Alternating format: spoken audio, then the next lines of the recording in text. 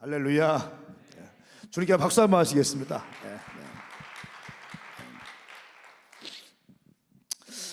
오늘 말씀 아가서 4장 6절부터 9절까지의 말씀을 함께 보시겠습니다. 아가서 4장 6절부터 9절까지. 제가 이 수요 정오 기도회에 올 때마다 참 큰 감동이 있습니다. 음악을 틀어놓고도 뜨겁게 기도하고, 하여간 이가 없으면 잇몸으로 하고, 강단이 주저앉으면 대강당으로 옮기고. 좀 웃으세요. 열린 마음으로 말씀을 받으세요. 하여간 기도를 포기하지 않기로 작정한 이런 신학교에 여러분들이 함께하는 것 자체가 축복인 줄 믿습니다. 또 그렇게 이 운동을 펼치시고, 또 이런 운동을 할 수 있도록 초창기부터 함께 하시는 총장님, 또 김 교수님, 모든 교수님들, 또 교직원들, 청년들 함께하는 것 자체가, 여러분들은 지금 역사의 현장 가운데 있는 것입니다. 할렐루야. 역사의 현장 가운데 있는 것입니다. 자부심을 가지시고 아가서 4장 6절부터 9절까지의 말씀을 우리 함께 합독하시겠습니다. 이 말씀은 살아계신 하나님 말씀입니다. 시작. 날이 저물고 그림자가 사라지기 전에 내가 몰약산과 유양의 작은 산으로 가리라. 나의 사랑아, 너는 어여쁘고 아무 흠이 없구나. 내 신부야, 너는 레바논에서부터 나와 함께하고 레바논에서부터 나와 함께 가자. 아마나와 스닐과 헤르몬 꼭대기에서 사자굴과 표범산에서 내려오너라. 내 누이 내 신부야, 네가 내 마음을 빼앗았구나. 내 눈이 한 번 보는 것과 내 목의 구슬 한 꿰미로 내 마음을 빼앗았구나. 아멘. 수요 정오 기도회인데 왜 이 아가서 말씀이냐, 이 멜랑콜리하게 많은 분들이 아가서를 이렇게 해석할 때 여러 가지가 있겠지만, 술람미 여인과 솔로몬의 사랑, 또 유대인들은 하나님과 이스라엘의 러브 스토리, 또 기독교에서는 예수님과 주의 몸된 교회의 사랑, 또 성도와의 사랑, 이런 러브 스토리로 이해합니다. 맞습니다. 근데 이 조금 더 들어가면 아가서는요, 솔로몬이 쓴 책 가운데 전도서가 있고요, 잠언이 있고요, 또 아가서가 있지 않습니까? 그러니까 많은 학자들이 이렇게 얘기합니다. 아가서는 지성소에 들어가서 읽는 책이다라고 얘기합니다. 솔로몬이 성전을 지었는데 잠언은 성전 뜰, 성전 밖, 또 전도서는 성전 안, 그리고 아가서는 지성소라고 그렇게 얘기할 정도로 굉장히 주님의 사랑이 얼마나 강렬한지를 기록하고 있는 책입니다. 근데 안타까운 거는 이 아가서가 충분히 풀리지 않은 거예요. 이 아가서와 또 계시록이 충분하게 풀리지 않았어요. 그렇기 때문에 너무 막연하게 아가서를 바라보고 있고, 그렇기 때문에 우리의 신앙이 막연해지고 하나님이 우리를 얼마나 사랑하시는지에 대한 것을 모르기 때문에 교회에 와서 신앙생활하면서 기쁨이 없고 즐거움이 없는 것이에요. 여러분 그거 아세요? 하나님은 마음이 있는 분이십니다. 하나님의 감정이 있어요. 때로는 우리를 보고 웃기도 하시고 즐거워하기도 하시고 기뻐하기도 하시고 또 흥분하시기도 하시고, 하나님의 파토스, 열정적으로 어떤 사역들을 하시기도 하시고 진노하시기도 하시고. 근데 아가서는 특별히 신랑과 신부의 사랑에 대한 이야기인데, 예수 그리스도를 따르는 자들을 주님이 얼마나 기뻐하시며 사랑하시는지에 대해서 너무 잘 나와 있습니다. 아가서 말씀을 보면 1장에 이런 표현이 있어요. 내가 단 한 번의 입맞춤으로 나는 모든 것이 바뀌었습니다. 나는 세상의 그 어떤 포도주보다 나는 당신과의 입맞춤을 더 그리워합니다. 여기서 말하는 입맞춤은 하나님의 말씀을 의미하거든요. 세상의 그 어떤 것보다, 내가 세상의 즐거움과 쾌락과 그 어떤 것보다 주의 입맞춤을 내가 그리워합니다. 주의 말씀이 내 심령 가운데 부어지는 것을 내가 원합니다. 이런 고백을 하죠. 그리고 나서 이렇게 고백합니다. 내가 비록 거무나 아름답다. 아가서 1장 5절 말씀에 내가 비록 거무나 아름답다. 게달의 장막 같은 존재이지만 솔로몬의 휴장 같구나, 이렇게 얘기합니다. 게달의 장막은 염소 덮개로 만든 큰 어떤 덮개입니다.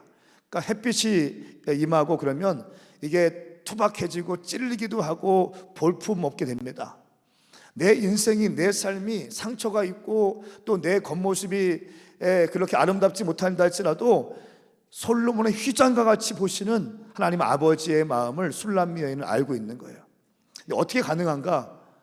여러분, 말씀을 통해서 인쳐지면요, 말씀이 내 심령 가운데 부어지면 내가 어떤 존재인지 알게 돼요. 그럼 내가 비록 거무나 아름답다는 말이 그냥 튀어나오는 겁니다. 저는 축복합니다. 여러분 가운데 이 솔로몬에 나와 있는, 이 아가서에 나와 있는 이 술람미 여인의 고백이 여러분 가운데 임하게 축복합니다. 당신은 거무나 아름답습니다. 거무나 아름답습니다. 저는 지방대 출신이거든요. 저는 지방대 출신이고 뭐 그래요. 저는 검은 존재예요. 저는 죄를 많이 졌고 방황했던 사람입니다. 저는 지금 알고 있어요. 주의 말씀이 제 심령 가운데 임했고요, 제 영혼을 바꿔놨고요, 내 이전 것을 지나갔으니 보라 새 것이 되었도다 말씀하셨고, 나에게 기름 부으시고 나를 세우시고 주의 오른손에 붙들어 주셔서 종횡무진 쓰임 받게 하시는 것을 난 느끼고 있어요. 나는 원래 검은 존재였습니다. 그런데 주님께서 내게 말씀하시는 거예요. 너는 검지만 아름답다. 내가 너를 사용할 것이다. 사랑하는 여러분, 이 대전 땅에 침신대가 있는 것이 대전시의 축복인 줄 믿습니다. 침신대의 축복이 수요종옥에 있는 것인 줄 믿습니다. 여러분들은 이 역사의 현장 가운데 있는 것이에요.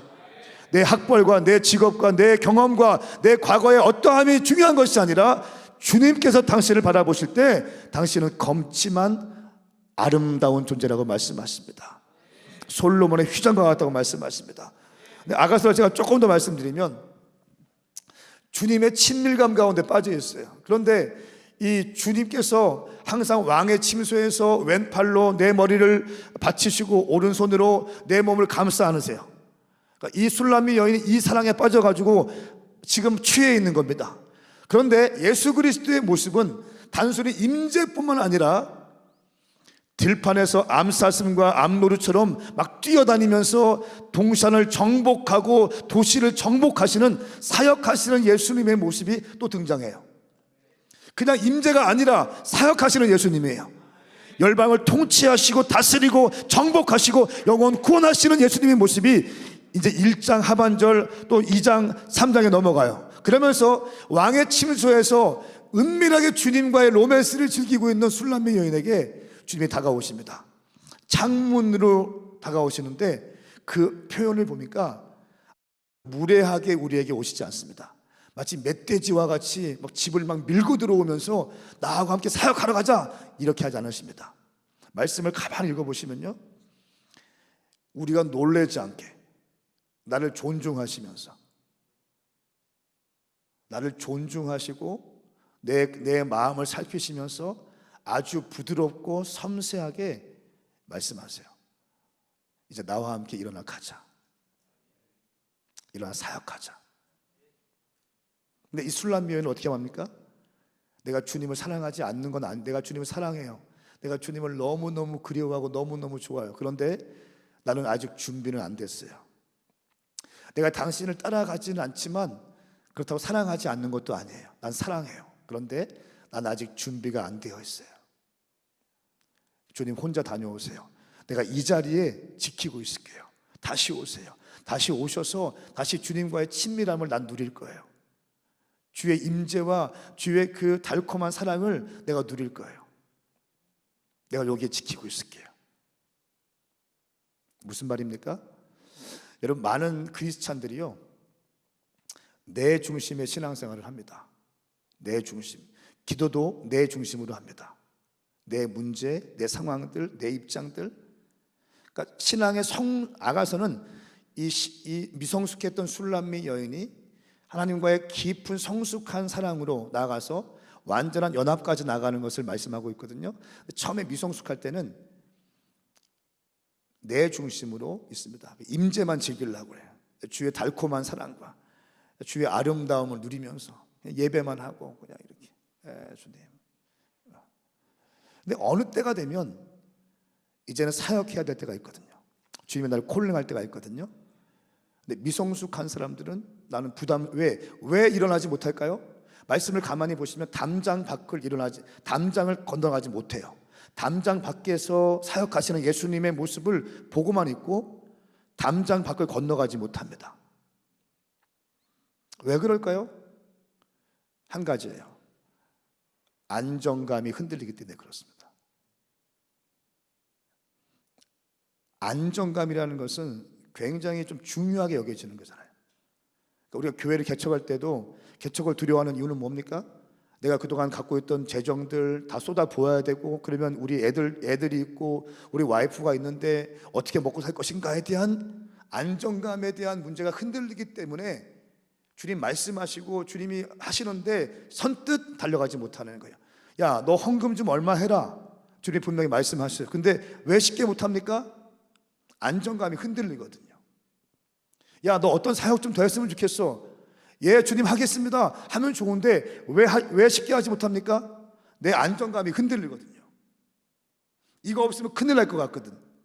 그러니까 주님, 저는 주님 아직 아닌 것 같아요. 제가 주님을 사랑하지 않는 게 아니에요. 제가 주님을 얼마나 사랑하는지 아시죠? 그러나 저는 아직 준비가 안 됐어요. 술람미 여인이 이렇게 얘기합니다. 그리고 나서 그러나 주님은 어떻게 하십니까? 그 여인과의 임재 가운데 그냥 계속 계십니까? 아니요.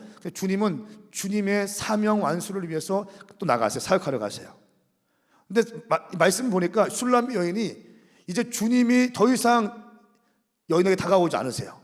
그러니까 밤마다 불러도 주의 임재를 느끼지 못해. 밤마다 부르지만 주의 임재를 느끼지 못해요. 주의 임재를 느끼지 못했던 이 술람미 여인이 이제는 자기 침상에서 일어납니다.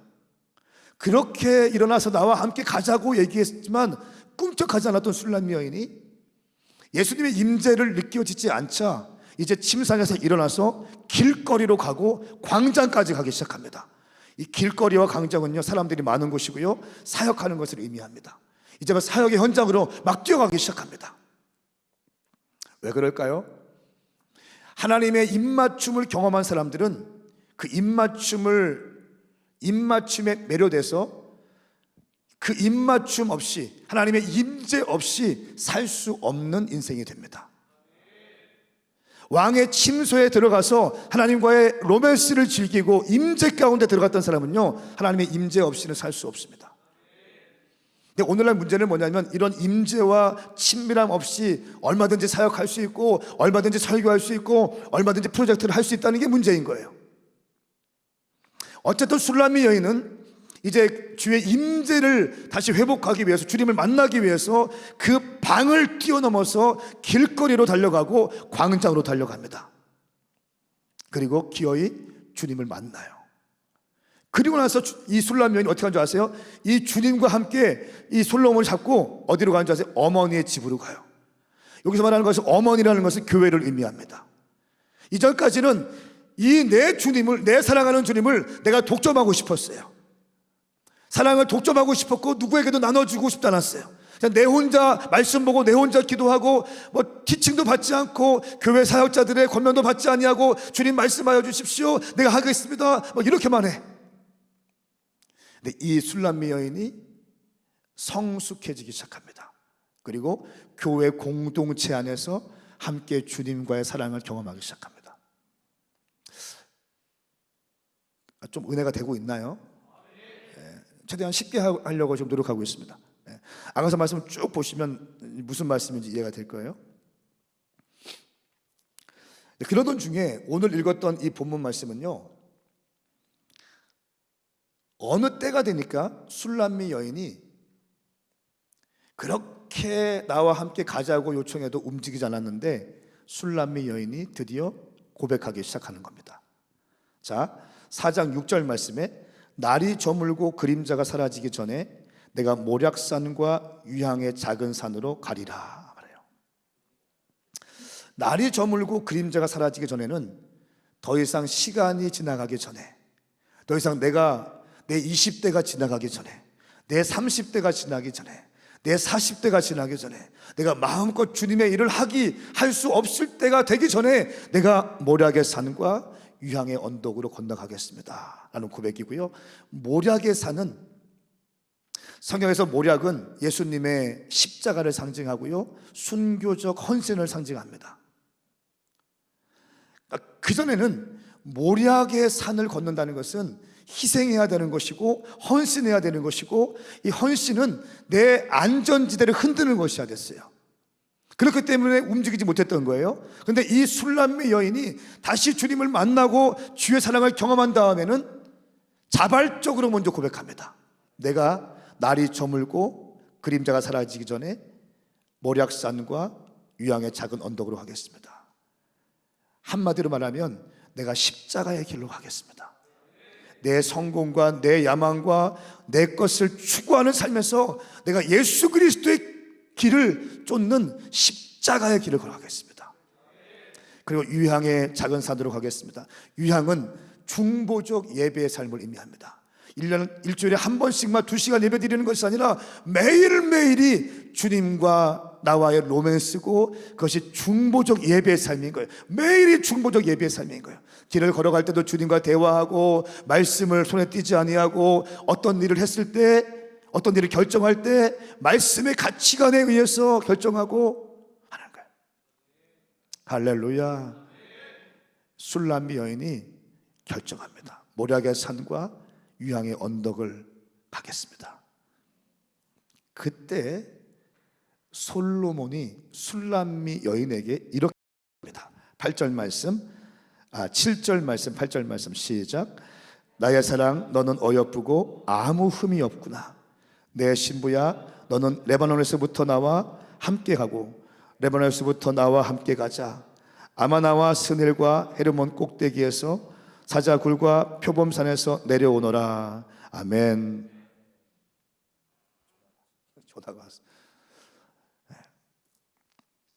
너 나의 사랑, 너는 어여쁘고 아무 흠이 없다. 주님은요, 이 술람미 여인의 이 자발적인 헌신의 삶, 사역의 삶을 가기로 결정하는 순간 그 고백, 아직 뛰어든 건 아닙니다. 그 믿음의 자발적인 고백만 했을 뿐입니다. 그 모습을 보고 너는 어여쁘다, 너는 사랑스럽다, 아무 흠이 없다. 여러분, 정말 아무 흠이 없나요? 흠투성이죠. 흠투성이죠. 우리 가운데 죄가 있고요, 우리 가운데 깨어진 마음이 있고, 우리 가운데 쓴 뿌리가 있고, 우리 가운데 죄가 더덕더덕 붙어 있잖아요. 그런데 어떻게 주님께서는 너는 아름답고 흠이 없고 어여쁘다고 말씀하실까요? 그 심령 안에 있는 주님을 향한 사랑에 대한 표현이에요. 네가 비록 깨어지기도 하고, 사역하다 넘어지기도 하고, 실수하기도 하고, 권위자에게 대들기도 하고, 좌충우돌하기도 하지만 나는 알고 있다. 너의 심령 깊숙한 곳에 나를 향한 사랑을 알고 있다. 너의 고백은 그 사랑의 힘 때문에 한 것 아니냐. 모략의 산으로 가기로 결정하는 것, 네가 때로는 넘어지기도 하고, 때로는 좀 이렇게 미성숙해서 여기저기 부딪히기도 하고, 교회에 상처를 주기도 하고, 영적 권위자에게 대항하기도 하고, 내가 알고 있다. 그런데 너의 심령 깊숙한 곳에는 너무너무 아름다운 것이 있다. 우리 주님은요, 심령 깊숙한 곳을, 아직 완전히 개발되어지진 않았지만, 아직 완전히 이 몸에 드러나지 않았지만, 그 영혼 깊숙한 곳에 있는 가능성을 보고 말씀하시는 겁니다. 사랑하는 여러분, 여러분 사역하시다가 지친 사람이 있습니까? 또 한계에 부딪힌 사람이 있습니까? 내가 주일 가야 되나? 내가 이렇게 힘들고, 내가 선생님들이랑 싸우기도 하고, 동료 사역자들과 부딪히기도 하고, 영적 권위자의 말에 잘 순종도 하지 못하고, 또 내 가운데 아직 정리되지 않은 죄도 있고, 그런데 내가 이거 될까? 여러분, 우리 주님은요, 당신 마음속 깊은 곳에 있는 주님을 향한 사랑을 알고 계세요. 그것을 보시고 말씀하는 거예요. 너는 아름다워, 고마워, 고마워. 제가 한번 사역을 막 하다가, 저희 교회는 사역이 많은 교회예요. 사역이 많고, 또 뭐 교회 사역도 있고, 뭐 외부 사역도 있고, 컨퍼런스도 많이 하고, 해외도 자주 나가고 막 이러다 보니까 좀 지칠 때가 있었는데, 막 기도하는데 주님이 뚝 질문하시더라고요. 내가 너한테 왜 사역 맡기는 줄 알아? 그러면서 또 한마디 하시더라고요. 고마워. 이 고마워 한마디가, 고마워 한 말씀 하시는데, 세상에 들려오는 그 어떠한 큰 소리들, 그 어마어마한 그 소리들보다 이 작은 주의 음성, 고마워, 순종해줘서 고마워, 이 음성이 제 안에 심령들을 막 깨우기 시작하더라고요. 사랑하는 여러분, 주님께서는 여러분 마음속 깊은 곳을 알고 계신 분입니다. 당신은 참 아름다운 사람이에요. 그거 아세요? 당신은 귀한 사람이에요. 당신은 정말 소중한 사람이에요. 주님께서 당신을 바라보기에도 아까워하시고 엄청난 기대를 갖고 계신 분이에요. 정말 소중하신 분이세요. 참 좋은 사람이에요. 반응들이 왜 그런지 모르겠어요.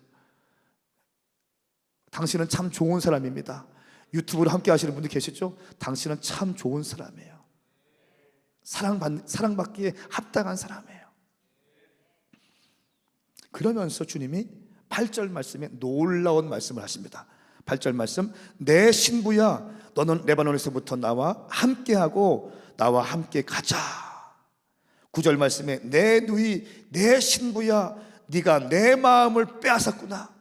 너의 눈으로 한 번 보는 것과 내 목의 굿을 한 깨미로 내 마음을 빼앗았구나.